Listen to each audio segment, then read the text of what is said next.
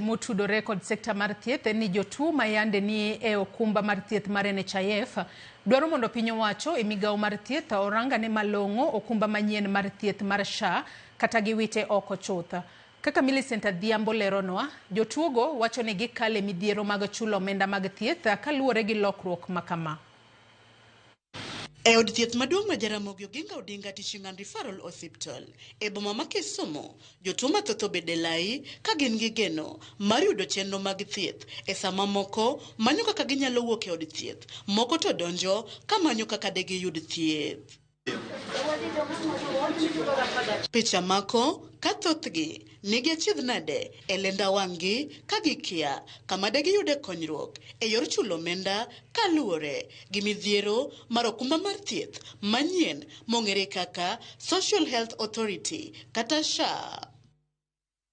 Jotuo gi thothgi wuok e miere mayuto ni piny kendo geno margi ne nitie e okumba mar thieth mar SHA e chulo omenda mag thieth. Ana biro osiptal kae mondo thieth nyathi to gima neno kawuono tama gi wuoro.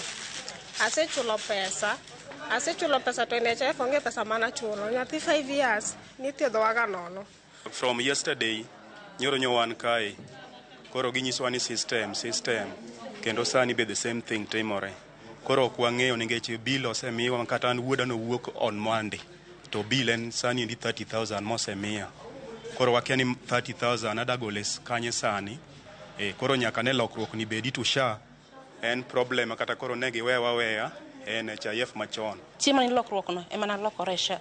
Kaduga lokore SHA to unyisa na ta read message. Okaromo kawuono mano miya discharge nyoro ni mondo ang'i NHIF na kano chulo. Kabilo tungisa na okti system ni piny to bilo radio sakelna bil en singa 54 gi 200 idwa na chul cash gi sani kech nyathino sami discharge to sama chal kama onge pesa nategemea ni kade madhi timang'o dhi chulo koka kanya timo podakia. Kata kamano nyaka ne okumba manyien mar Social Health Authority chak tich pachoka jotuo ok nyal chudo kowuok e okumba no ka chunogi mondo gidogi ofuke gi aching' ataro mar singo mane oketnegi gi piny owacho.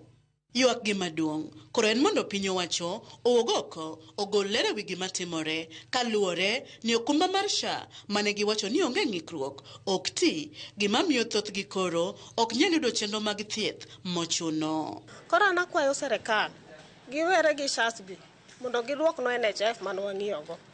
Midhiero ni omako ji mang'eny kata an kenda. Wan mana hasola. Koro in kibiro osiptal ting'isi mani dhi chul ka seche moko ionge pesa ibiro chomo kanyo. Kata ka jogo nyaduoko na kad pesa na nini SHA mondo chulna mondo system okwanya nyathi to nyakonya. Wan gi bagni mar adiema Nyasaye. Koro wakia ni koso samoro wanyalo thagore kato gidhi chulonwa pesa. Kane oloso ewi wachno, jatatije maduong' ma Ramogi odinga Dr. Richard Lesiampe yango ni kata osebedo ni gitemo eneno ni okumba mar SHA otiyo maber mar konyo jotuo midhiero 1-2 to pod gineno. And so far, effective I think 3 days ago, because initially we had challenges on admission. Now we have the portal for admissions, which is working. We also had some challenges on discharges, but now we also have a clear method of actual discharging. The system is actually admitting and also discharging. The only challenge we are experiencing is pre-authorization. The pre-authorization forms are not yet available. However, we have been given a green light that we just go ahead, admit and also discharge them. We are discharging them, awaiting for reimbursement from SHA.